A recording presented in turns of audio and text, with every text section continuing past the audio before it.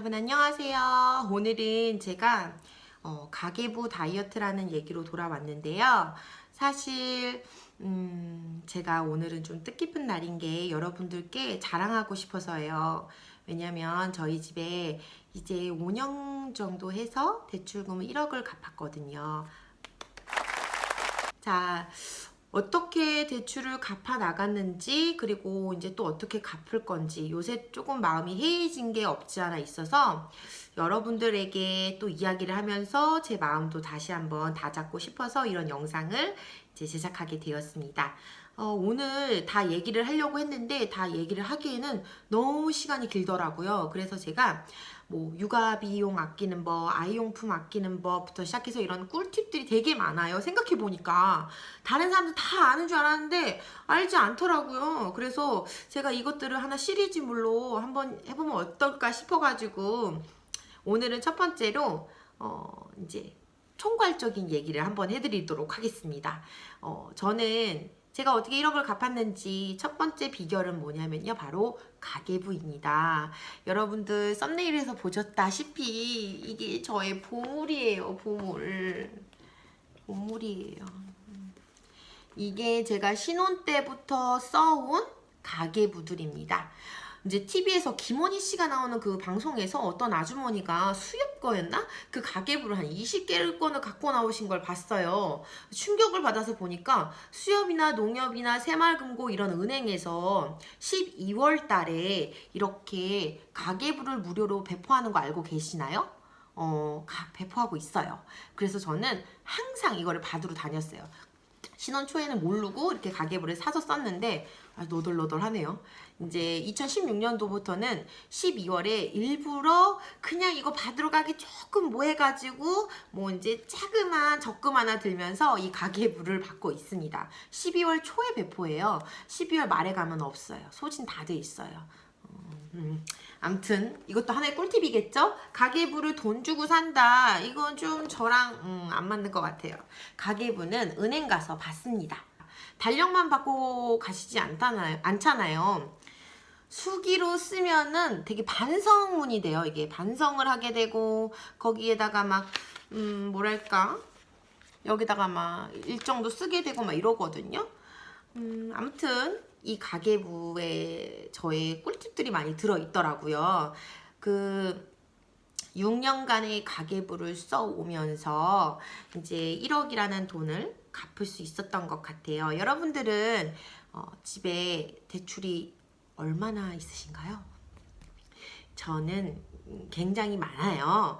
저희 가정 가계 상황에 대해서 얘기를 하면 끝도 없을 텐데 일단은 저희는 무일푼으로 시작을 했습니다. 마이너스로 시작을 했고요. 부모님들의 도움은 일절 받지 않았고 저 같은 경우는 초등학교 때에도 뭐랄까 구령대에서 저축왕을 받았던 아이고, 그리고 컴퓨터를 사려고 돈을 모아서 엄마한테 드렸더니 엄마가 거기서 중고 컴퓨터를 들고 오시고 제 돈을 날름하셨던 것도 기억하고요. 첫 직장에 다녀서 2천만 원을 모아서 부모님 대출을 갚아드렸고, 그 다음에 다시 여행 가이드를 해서 3천만 원 이상을 모아서 제가 결혼을 했습니다. 돈의 소중함, 돈의 냉혹함, 그리고 돈이 얼마나 무서운지 그런 것들을 어렸을 때부터 되게 잘 알았던 것 같아요. 어떻게 생각해 보면은. 그리고 어떻게 보면 돈을 좋아했던 거 아닐까 싶습니다. 저희 신혼부부는 5천에 50인 전 월세로 시작을 했었고요. 저희 신랑이랑 저랑 열심히 둘이 손을 꼭 잡고 대출도 갚고 열심히 살아보자 해서 지금은 현재 이렇게 32평의 자가를 갖게 됐습니다. 물론 지금도 대출이 많이 있는 상황인데요. 그래도 정말 아무것도 없고 내 집도 없고 아무것도 없고 맨날 월세만 내다가 그래도 이제는 내 집을 갖고 내 집에 있는 대출금을 갚으면서 살고 있고, 그리고 자식도 없었다가 아들 둘이 생겼고, 정말 저는 제 인생의 6년간 정말 많은 것을 갖게 됐다고 생각을 해요. 근데 그러면서 돈에 대해서는 좀 더 냉혹하다라는 것도 많이 느끼게 되었고, 또 6년간 저뿐만 아니라 저희 신랑도 정말 많이 도와줬어요.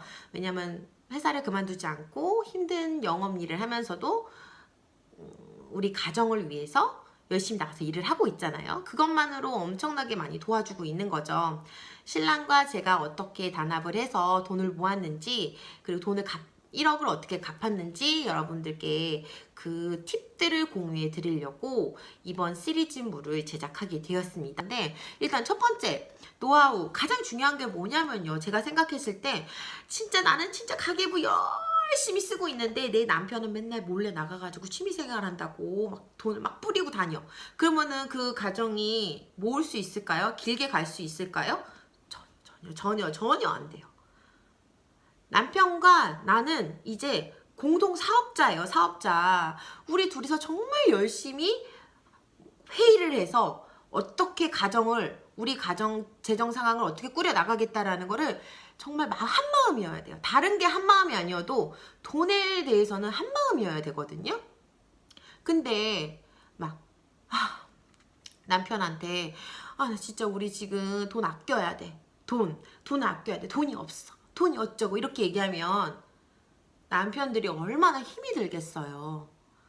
내가 벌어온 게 불만족스러운가? 자신감도 떨어지고 밖에 나가서 일하는 게 얼마나 힘든데 식비도 하고 그럴 거 아니에요. 그래서 저는 한 가지 첫 번째 꿀팁을 알려드릴게요. 바로 이렇게 지금 제가 뒷면을 해놨어요. 왜냐면 저희 집에 너무 개인적인 사생활이라서 여러분들에게 보여드리기가 좀 뭐한 거예요. 혹시 이거를 어떻게 쓰는지를 보고 싶으신 분들은 제가 그 폼을 알려드릴게요. 일단 저는 뭐 저축성 보험, 연금, 그리고 관리비, 주거비, 교육, 그리고 기타, 그리고 뭐가 있냐, 신랑 용돈, 내 용돈, 생활비 안에는 식비, 의료비, 의복비, 그리고 대출금 상환하는 거, 그리고 수입은 어떻게 오는지, 이렇게 해서 그 금액들을 다 써놓고 그 총 금액을 써놨어요. 그래서 이거를 어디다 붙여놓냐, 내 남편이 집에서 제일 자주 가는 데다 붙여놔야 돼요. 저희 신랑은 냉장고거든요. 냉장고에다가 이거를 붙여놓으면은 아무리 관심 없는 남편이라도 봐요. 이걸 보고 우리 집이 지금 이렇게 굴러가고 있구나. 우리 집에 지금 나가는 돈이 이렇게 나가는구나. 이걸 봐요. 그러면은 본인도 뭐가 사고 싶다가도 이렇게 굴러가고 있고 우리 마누라는 용돈을 요만큼밖에 안 쓰는데 하면서 마누라가 잔소리를 하지 않아도 알아서 조금은 그 마음으로 느끼더라고요. 그리고 내가 벌어온 돈을 지금 저도 벌고 있거든요. 근데 더 많이 벌어오는 사람이 원래 위너잖아요. 저는 아기를 봐야 되니까 또 신성한 육아라는 노동을 해야 되니까 아이들을 위해서 한 2, 3년 아이들을 위해서 제가 하고 있는 일들을 많이 포기를 한 편이에요. 근데 그게 처음에는 희생이라는 단어로서 저를 위안하려고 했는데 그러진 않아요. 지금 생각해 보면은 아이들이 저한테 주는 그 기쁨과 감동과 그리고 그 시기에만 볼 수 있는 그런 예쁜 짓들을 제가 보면서 제 자신이 좀 더 성숙해지는 과정이라고 생각을 하고 있고, 그 와중에 저는 풀 근무보다 이제 아르바이트 주말 근무를 하고 아이들을 보면서 나름 저도 돈을 벌면서 그리고 육아도 하고 있습니다. 아무튼 돈을 많이 버는 사람이 일단은 더 많이 근무를 하는 사람을 위해 줘야 되잖아요. 저희 신랑이 그렇게 일을 하면서 자기가 벌어온 돈을 우리 지금 집에서 부인이 어떻게 관리를 하고 있는지를 보고 미래에 우리가 얼마큼 대출을 갚을 수 있고 얼마큼 돈을 모아서 10년 뒤, 20년 뒤에 대한 계획을 해놓고, 남편이 가끔 집에 와서 피곤해서 약주를 마실 때 또 이런 얘기를 하면은 힘이 나는 것 같아요. 남편도. 왜냐면 뭐라고 해야 되죠? 밑 빠진 독에 물 붓기로 해서 매일 내가 열심히 일을 하는데 변화가 없고 발전된 게 없으면 얼마나 남편도 일할 맛이 안 나겠어요. 바깥에서 일하는 게 또 정말 요새 많이 이상한 사람들이 많아서 특히 영업하시는 분들, 서비스 직업 하시는 분들 엄청난 스트레스를 받고 있잖아요. 그런데 또 가정이 내가 10년 뒤, 20년 뒤에 좀 더 좋은 미래 그리고 노후가 준비되어 있다고 생각을 하면은 힘이 나서 지금 이 순간 열심히 일할 수 있을 거라고 생각을 하기 때문에 남편에게 이런 저만의 포트폴리오를 냉장고에 붙여놓고 신랑을 보게 해요. 근데 가끔 손님이 오거나 누가 오거나 하면 이걸 띄죠. 왜냐면 좀 너무 저의 사생활이 드러나기 때문에 공개하기가 좀 뭐해요. 그냥 뭐 이렇게, 근데 저는 뭐 컴퓨터랑 별로 친한 사람이 아니라 이런 식으로 해서 뭐 이렇게 뭐 이런 식으로 해서 써서 금액을 여기다 써 놓습니다. 그러면은 남편과 제가 한 마음 한 뜻으로 돈을 모을 준비가 되어 있는 거죠. 혹시라도 오늘은 일단 나의 배우자와 여러분들이 돈을 갚고 돈을 모으고 싶으시면, 특히 신혼부부이시거나 지금부터 열심히 돈을 갚고 싶으신 분들에게는 가장 중요한 것은 내 남편과 내가 한 마음이어야 된다. 오늘의 첫 번째 팁입니다. 내 남편과 내가 한 마음이 돼서 같이 열심히 갚을 준비를 하셨으면 일단 돈을 모으실 준비는 되신 거고요. 두 번째는요, 신용카드를 다 잘라버리셔야 되세요. 저도 둘째를 낳고 너무너무 힘든 거예요. 진짜 뭐 돈이고 뭐고 막 그냥 다 써버리고 싶어. 스트레스를 돈 쓰는데 막 다 써버리고 이걸 다 풀어버리고 싶은 마음이 들었어요. 그래서 신용카드를 한창 긁을 때가 있었어요. 돈을 아끼다가 고비가 오더라고요. 이게 아끼다 보면 어느 순간 이렇게 폭발할 때가 있거든요. 안 먹고 하다 폭발하는 거랑 똑같은 것 같아요. 근데 이제 다시 마음을 잡기 위해서 신용카드를 다 잘라버리고 구겨버리고 그걸 사진을 찍어서 남편에게 보내주고, 이렇게 서로 남편도 보고 오케이 하고 같이 일했었는데, 아무튼 신용카드가 있으면은 돈을 갚을 수도 없고 모을 수도 없어요. 신용카드 포인트를 잘 사용을 하셔가지고 예를 들면 뭐 이걸로 해서 뭐 마일리지 잘 모아가지고 뭐 어떻게 하시겠다 이런 분들도 계시는데, 저 같은 의지박약자에게 있어서는 신용카드는 포인트고 뭐고 간에 지르게 되더라고요. 그러다 보니까. 근데 뭐 딱 한 장을 갖고서 그 한 장에 이제 포인트도 모으고 뭐 이렇게 하신다는 분들도 계시는데, 저는 뭐 그런 분들의 의견도 오케이 하지만, 저같이 의지가 박약이고 사고 싶은 것도 많고 하고 싶은 것도 많은 사람한테는 신용카드는 그렇게 좋지는 않은 것 같아요.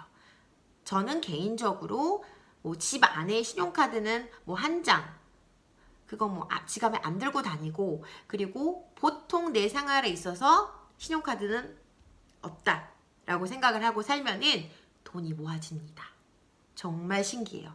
그러면 당신은 뭐가 갖고 싶고 사고 싶으면 어떻게 하냐? 제가 예를 들면은 잭시믹스 운동복이 너무너무 사고 싶어요. 그 샀잖아요. 보면 제 영상 보면 있어요. 또 뭐 유니클로 이거 잠바가 사고 싶어. 어떻게 하냐?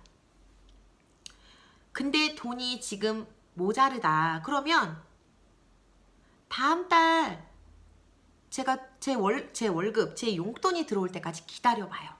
장바구니에 넣고 기다려봐요. 그리고 나서 그때까지도 뭐 10일 뒤에도 그게 정말 안 사면은 정말 삶의 의미가 없다라고 생각했을 때 구매를 하는 편입니다. 그 정도로 나한테 시간을 줘야 돼요. 그 순간 요새는, 그리고 또 인터넷으로 구매하실 때 진짜 막 너무 구매하기 편하잖아요. 어떻게 해요? 아세요, 여러분들은? 바로 신용카드로 이렇게 누르시지 않나요? 절대로 저는 그러지 않습니다. 무통장 입금을 하셔야 돼요. 무통장 입금을 하게 되면은 엄청나게 고민을 해요. 은행에 가야 되거든요. 은행에 사람들이 돈을 쓰기가 너무 쉬워졌어요. 카드를 쓰기가 너무 쉬워졌고 지출하는 게 너무 쉬워졌고, 그래서 나를 불편하게 해야 돼요. 무통장 입금을 하러 뚜벅뚜벅 걸어가는 그 시간을 투자할 만큼의 살 가치가 있는가를 생각하게 되는 거죠. 그런 거를 하다 보면은 나도 모르게 소비를 좀 더 줄일 수 있는 것 같아요. 제가 지금 더 말씀을 드리고 싶은데 벌써 시간이 너무 많이 지나가지고, 제가 지금 육아맘이잖아요. 아이 둘을 키우고 있는데 어떻게 육아 비용을 어떻게 아끼는지, 그리고 아들 둘을 키우게 되면은 어느 정도의 돈이 뭐 국가에서 들어오고 어떻게 그거를 활용해 나가는지, 이런 팁들도 한번 다음번에 찍어 보도록 할게요. 그리고 여러분들의 꿀팁도 좀 알려주세요. 저 같은 경우 제 꿀팁들이 여러분들의 꿀팁도 알려주시면 제가 정말 많이 참고를 해서 또 정리를 해서 얘기를 해보도록 할게요. 오늘은 여기까지 하도록 하겠습니다. 티 안 나는 짠순이의 이야기였습니다. 부끄럽네요.